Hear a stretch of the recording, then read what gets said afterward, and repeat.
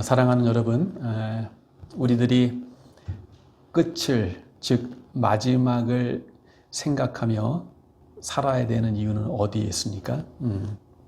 그것은 우리가 마지막에 서게 되면 언젠가 저와 여러분이 이 가운데 있는 우리 어린이들도 다 언젠가 그 마지막이 있는데 그 마지막에 서게 되면 그때 너무나 선명하게, 너무나 명확하게 보이는 것이 있어요. 그게 뭐예요? 무엇이 중요하고 무엇이 중요하지 않은지, 그렇죠? 무엇이 우리 인생이 붙들어야 될 것이고 무엇이 우리 인생이 붙들지 않아도 될 것인지가 우리들이 그 마지막 순간에 서게 될 때 너무나 분명하게, 선명하게 보여지게 된다는 거예요. 그래서 그런 그 시도 있잖아요. 지금 안 것을 그때 알았더라면, 그 마지막에 순간에 너무나 우리들이 분명하게 보여지는 것. 무엇이 잔가지인 것. 우리 인생에 너무나 잔가지들이 많아요. 격가지들. 그건 다 격가지고 잔가지고 부수적인 것인데 우리가 붙들어야 할 인생에 중요하고 그리고 본질적인 것이 있는데 대부분의 사람들이 우리 어리석은 인생들이 어떻게 살아요? 그 본질적인 거, 그 중요한 거 붙들지 아니하고 이 잔가지에 치이고 넘어지고, 그렇죠? 그래서 마땅히 그 붙들어야 할 것을 붙들지 아니하고 마땅히 살아야 할 것을 살지 아니하고 붙들지 않아도 될 것을 그걸 붙드느라고 거기에 우리의 온통 힘과 에너지를 다 쓰는 거예요. 그게 뭐예요? 그게 바로 인생을 허비하는 거예요. 인생을 낭비하고 세월을 낭비하는 거예요.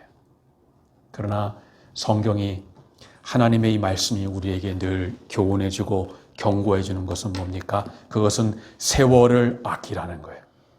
세월을 아끼라는 것은 여러분들 플래너를 가지면서 하루에 그 시간을 정말 꼼꼼하게 그렇게 살라는 의미가 아니라 단지 그렇게 절약하라는 의미가 아니라 세월을 아끼라는 의미가 뭐예요? 우리 인생이 마땅히 살아야 될 그 본질적이고 중차대한 놓지 말아야 할 그 인생을 붙들고 살아라는 거예요. 부정적으로 말하면, 소극적으로 말하면 결코 그 장가지에 우리 인생이 거기에 우리 인생과 시간과 에너지를 거기에 쏟으며 낭비하며 살지 말라는 거예요. 그래서 사랑하며 살기에도 그렇죠? 부족한 이 인생인데 우리 인생을 사랑하며 살기보다도 뭐하며 살아요? 그렇죠? 미움과 이 못마땅함과 참 우리 인생을 하다 보면 특별히 같이 이렇게 부대끼며 하다 보면은 참 마음에 안 드는 게 많아요. 그렇죠? 못마땅한 것도 많고. 그러니까 그 미움 속에 우리들이 있는데 어떤 면에서 우리 마음에 있는 못마땅함, 마음에 안 드는 거 참 내 마음대로 다 그거 다 말하고 다 표현하고 그러면 살 수가 없죠. 그거 다 그 미움이 있는 거, 미움이 없어서가 아니라 그 미움을 극복하며 살아가는 것. 그래서 여러분 성경에 보면은 이 구원은 하나님의 은혜인데요. 의외로 우리 예수님이 복음서에 보면 또 성경에 보면 의외로 거기에 많이 그 강조되어지는 그 우리가 하나님의 구원을 붙잡고 살아가면서 강조되어지는 중요한 덕목이 있어요. 그게 뭐예요? 따라합시다. 인내. 뭐라고요? 오래 참음이에요. 인내로 너희 구원을 이루라. 뭐 구원은 우리의 공력으로 되는 게 아닌데, 근데 바로 그 하나님 나라에 들어가기까지 수없이 눈물 흘리면서 오래 참고 그 미움을 극복하고 인내해야 될 그런 수많은 일들이 우리 가운데 있다는 거 우리가 잊어서는 안 돼요. 하여튼 바로 이 마지막에 우리가 서게 될 때, 이 우리가 끝을 생각하며 살아야 될 중요한 이유 중 하나는 그 마지막은 우리에게 그걸 너무나 분명하게 보여줘요. 무엇이 중요하고 무엇이 중요하지 않은지.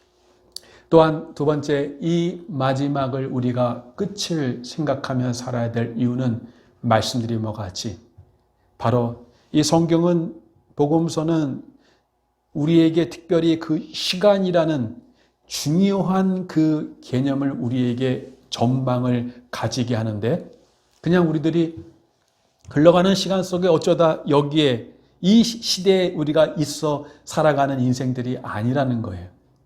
우리는 하나님의 이 거대한 이 역사성 속에서 하나님의 그 목적을 향해 우리는 지금도 가고 있는 거예요. 그래서 기독교적인 시간은 단지 그냥 끝을 향해 가는 것이 아니라 그 기독교적인 시간의 끝은, 그 텔로스, 그 마지막은 바로 하나님의 목적이 이루어지고 목적이 완성되어지는 시간이라는 거예요. 그냥 매일매일 어제 우리가 살았으니 오늘도 사는, 또 내일도 살아가는 그런 인생을 우리들이 살아가는 것이 아니에요. 그래서 우리가 사실은 이 오늘 읽은 마태복음 25장의 이 열처녀의 비유는 사실은 그 앞에 나온 마태복음 24장과 25장은 같은 하나의 그 문맥 속에서 봐야 돼요. 그래서 그 마태복음 24장에 보면 바로 이 성전이 무너질 것이다 라고 AD 70년에 이제 곧 이루어질 그것을 예언하며 동시에 앞으로 종말에 이루어질 주님이 동시에 그 두 가지를 같이 예언해요. 그러면서 그 마지막 때에 될 때 어떤 일이 이루어질 것인가를 예수님이 말하고 있죠. 그러면서 그런 종말의 징조들을 말해요.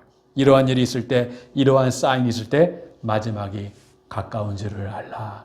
그러면서 여러 가지 비유를 마태복음 24장에서 말하고 있죠. 어떤 비유가 나와요? 무화과 나무의 비유가 나오고, 그리고 도적의 비유가 나오고, 그리고 주인이 종에게 무엇인가를 맡기고 먼 곳으로 떠나는 비유가 나오고, 그리고 25장에 이 열처녀의 비유가 나오고, 그 다음에 달란트의 비유가 나오고, 마지막으로 염소와 양가의 비유가 나오는 거예요. 이 모든 것이 각각 따로 있는 것이 아니라 이 종말론적인 그러한 관점과 맥락 속에 동일한 메시지를 우리에게 말해주고 있는 거예요.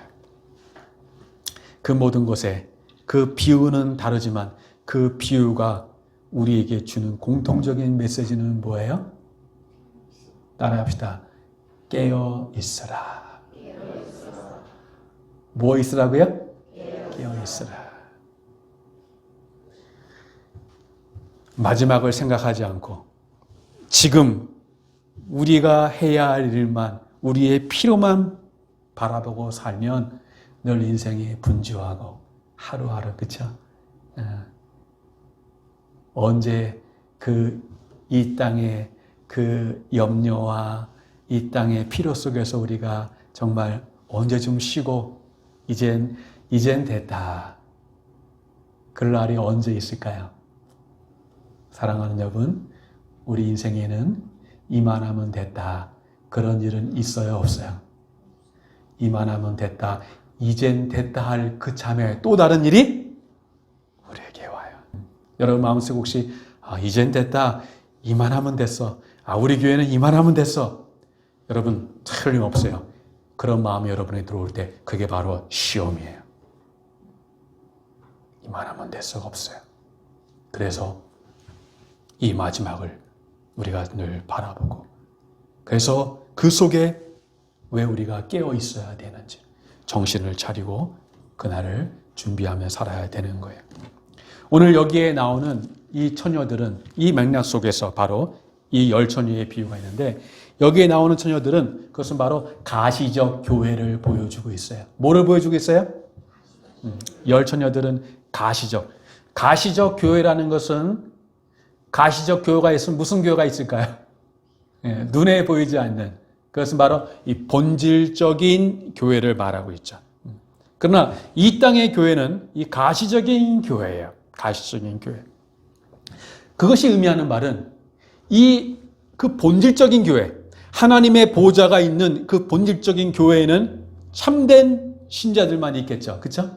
그러나 이 땅의 이 가시적인 교회는 이 참된 신자와 참되지 않은 신자가 어떻게 같이 섞여 있다는 거예요.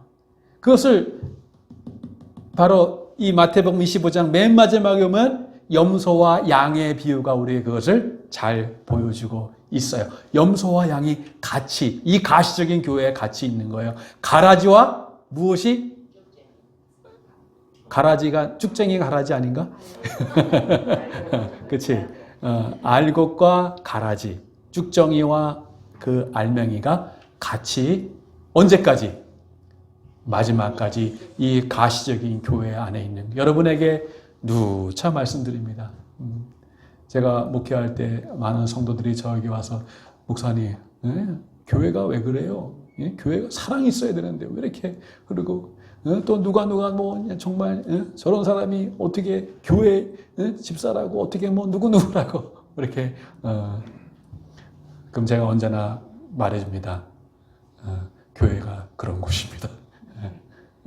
교회가 그런 곳이에요. 약한 곳이에요. 왜? 이 가시적인 교회 속에는 참만 있는 게 아니라 거짓된 것도 같이 있기 때문에 그러하다는 것이에요. 그래서 신랑이 올 때까지는 이 두 종류의 신자가 이 가시적 교회 안에는 공존하게 되는 거예요.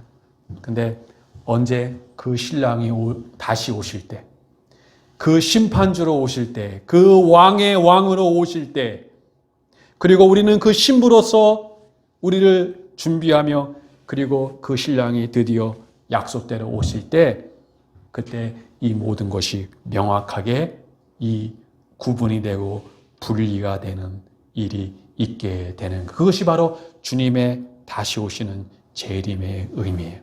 이 대분리가 일어나요. 여러분 그 일이 일어납니다.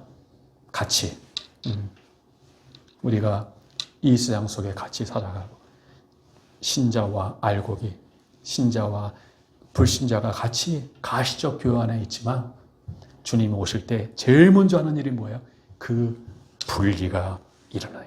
참과 거짓이 명확하게 나눠지게 되는 것이. 그때 중요한 것은 바로 여러분이 어디에 서 있느냐는 것이. 참된 것에 서게 되는가? 거짓된 것에 서게 되는가? 그때 알게 될 거예요. 뭘 알게 돼요? 수많은 사람들이 그때 비로소 자신들이 속았다는 것을 알게 되는 것이에요. 누가 그들을 속이게 해요? 속이게 하는 자가 있다는 것이, 미혹해 하는 자가 있다는 것이에요. 그냥 사람들이 그냥 자기의 생각대로, 우리가 생각하기에는 사람들이 자기의 의견대로, 자기의 철학대로, 자기의 주장대로 나는 종교를 가질래, 나는 종교를 안 가질래, 종교를 가지면 어느 종교를 가질래. 여러분 그렇게만 보면 안 돼요. 성경은 그 배후에 뭐가 있다고 말하고 있어요. 하늘의 정사와 건세와 어둠의 공중의 건세 잡은 자가 있다고 우리에게 말해주고 있어요.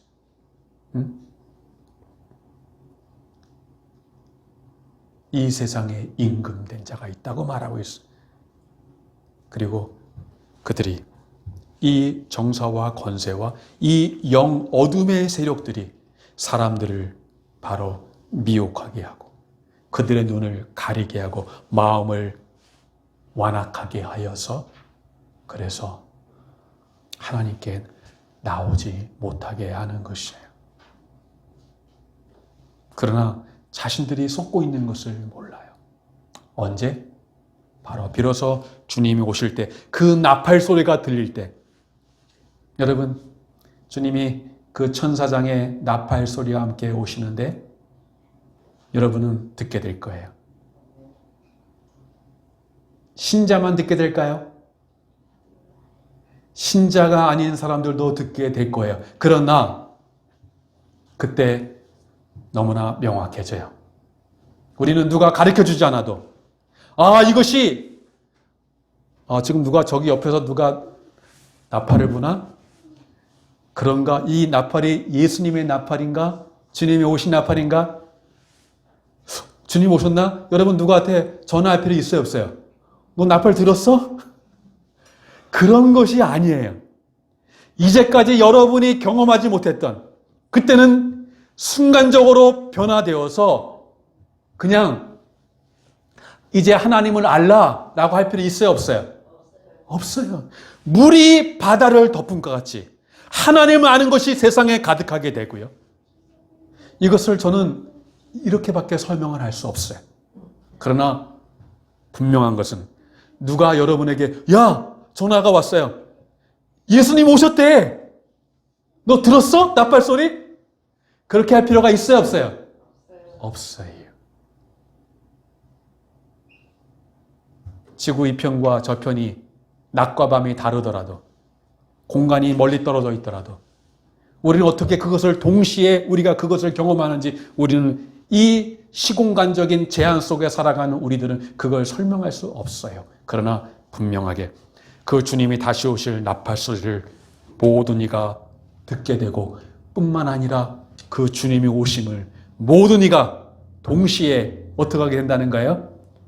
여러분의 눈으로 보게 된다는 거예요. 그때 어떤 일이 일어나요? 여러분이 참된 하나님의 자녀 속에, 참된 신자 속에 속한다면 어떻게 될까요? 여러분이 그것을 기뻐하고, 이제까지 여러분이 맛보지 못한, 그렇죠? 말할 수 없는 그 기쁨이 여러분을 사로잡게 될 것입니다.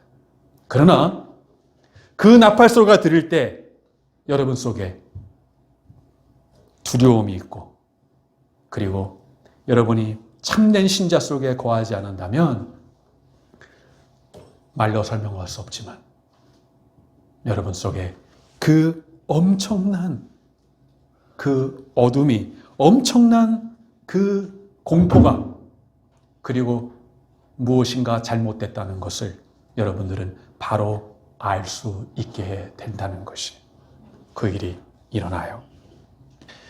중요한 것은 여기서 10처녀 중에 지혜로운 처녀는 몇 명이고 지혜롭지 못한 처녀는 몇 명이고, 여기서 이 숫자는 그렇게 중요한 게 아니에요. 그것이 어떤 숫자적으로, 문자적으로 한 50%는 구원받고 50%는 구원받지 못한다는 것이 아니에요. 분명한 것은 이 가시적인, 10처녀는 뭐를 말해주고 있다고요? 가시적인 교회를 말하고 있는 거예요. 이 가시적인 교회 안에는 지혜로운 그 혼인잔치에 들어가는 그 구원받은 그 신자가 있는 반면에, 그 혼인잔치에 들어가지 못하여 문이 닫혀 들어가지 못한 그러한 사람도 같이 이 가시적인 교회에 있다는 거예요. 여러분에게 말씀을 드렸어요. 여러분이 윌밍턴 평안침례교회에 등록을 하셔서 정식 멤버십을 가졌어요. 그렇죠? 네. 그러나 윌밍턴 평안교회 교족부에 여러분의 이름이 있다고, 저 하늘의 생명책에 우리의 이름이 자동적으로 거기에 등록된 것이 아니라는 것이에요. 그렇죠? 하여튼 바로 이 가시적인 교회 안에 바로 구원받은 자와 구원받지 못한 자가 같이 존재하게 되는데, 이 5명, 이 50%라는 숫자는 그렇게 반반으로 나뉜다는 것이 아니라, 그것이 우리에게 말해주는 것은 두 번째, 바로 분명한 것은 상당수의 이 가시적인 교회 속에 구원받지 못한 자가 여전히 존재한다는 것을 저는 대단히 두려운 마음으로 여러분에게 말씀을 드립니다. 가시적 교회 안에 상당수의 사람들이, 그 숫자를 우리가 특정할 수는 없지만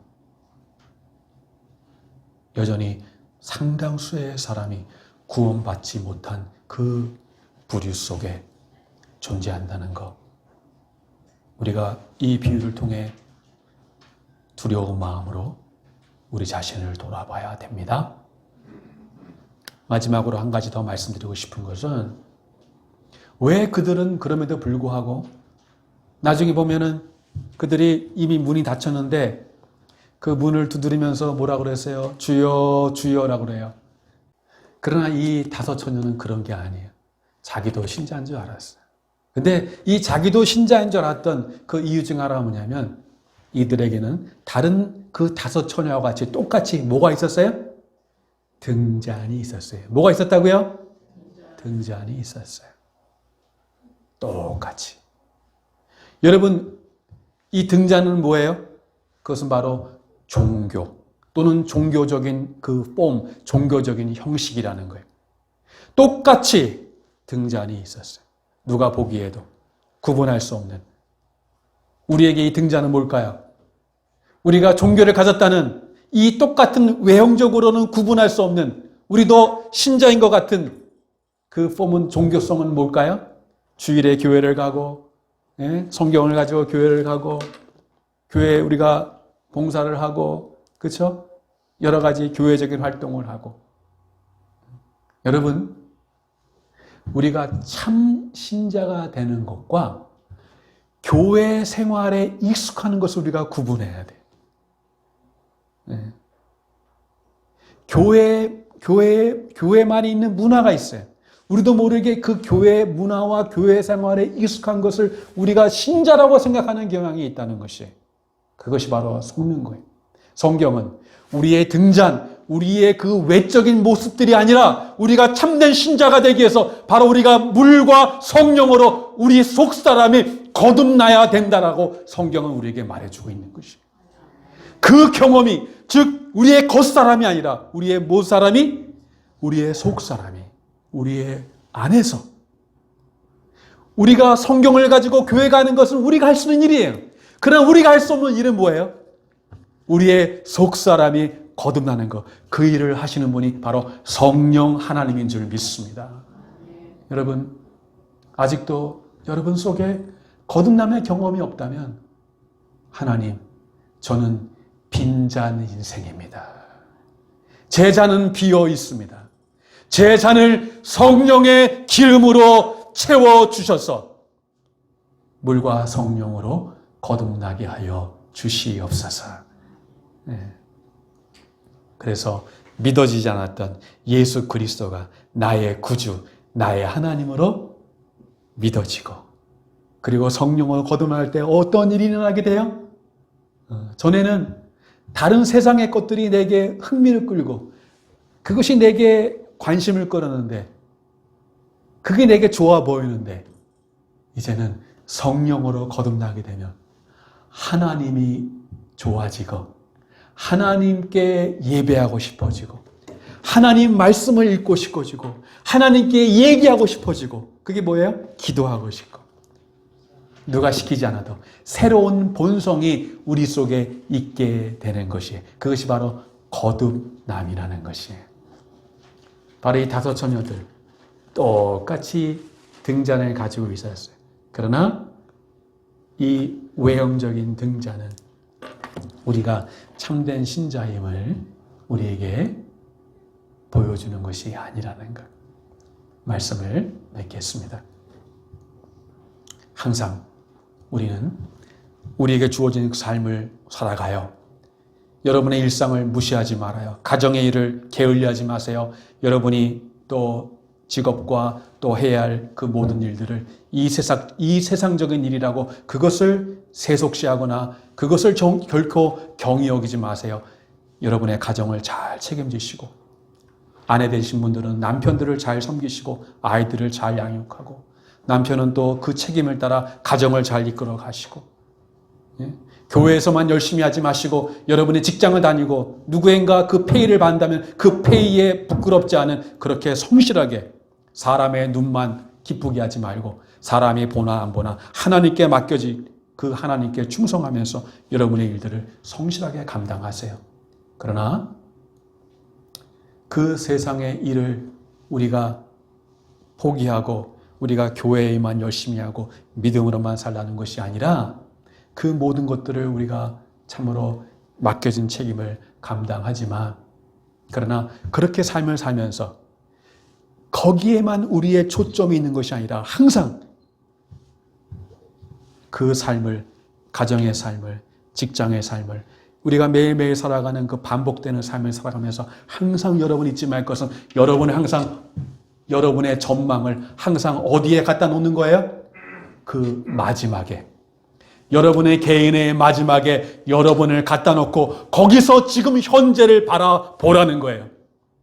주님이 다시 오시는 그 신랑이 다시 오시는 그 이 세상의 역사의 마지막 시간을 늘 말씀드렸다시피 살다 보니 벌써 끝이네? 그러면 안 됩니다. 살다 보니 어떻게 하다 보니 예수님 오셨네? 그러면 안 됩니다. 처음부터 뭘 바라보고? 끝을 바라보고. 처음부터 무엇을 붙들고? 마지막을 붙들고. 왜? 거기서 바로 나의 현재를 바라볼 때만이, 그래야만이 내가 어떻게 살아야 되는지, 왜 살아야 되는지, 지금 사는 삶의 의미가 무엇인지, 그리고 내가 무엇을 붙들어야 되고 무엇을 붙들지 말아야 될 것을, 무엇이 인생에 중요한 것이고 무엇이 내 인생의 잔가지고 격가지인가를 구분하고 결코 작은 것에 우리가 매이지 아니하고 마땅히 붙들어야 될 그 삶으로 우리가 살 수 있는 거예요. 그럴 때만이 그 인생을 허비하지 아니하고 언젠가 주님 앞에 마지막에 서게 될 때 주님으로부터 착하고 충성된 종아, 내가 작은 일에 충성하였으니 내가 많은 것으로 내게 맡기리라. 여러분의 마지막이 어떠하기를 원합니까? 어떠한 모습으로 주님을 맞이하기를 원하십니까? 알 수 없죠. 그러나 왜? 언제 주님이 오실지 모르니까. 주님이 이렇게 하나님께 기도할 때 오면 참 좋겠는데, 이렇게 말씀드릴 때 오면 좋겠는데 우리는 그것을 알 수 없어요.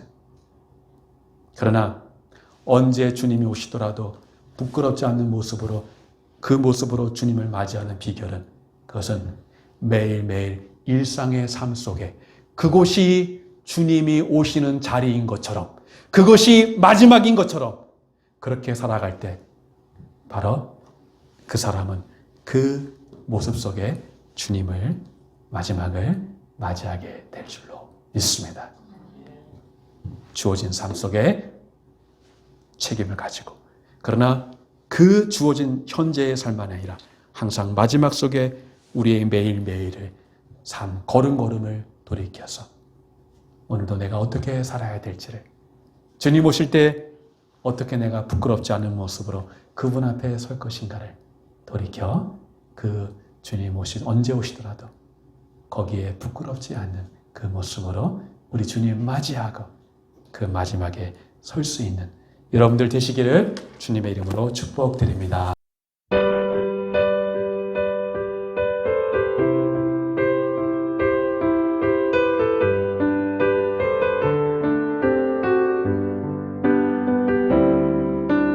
우리 이 땅에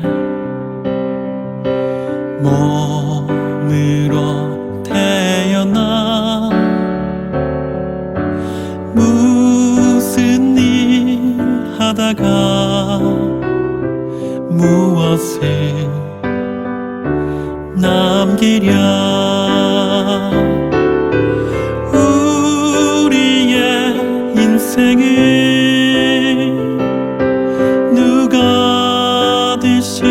살아주나. 너와 내가 남으로 주 앞에 설 때에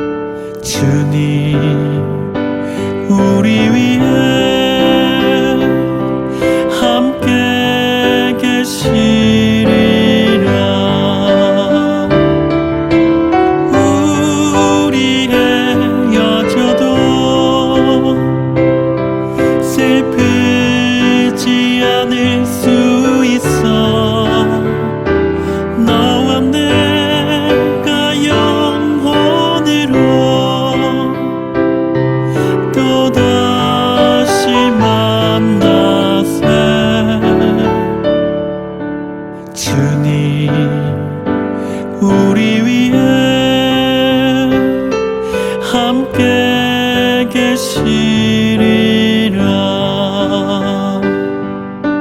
주님 우리 위해 함께 계시리라.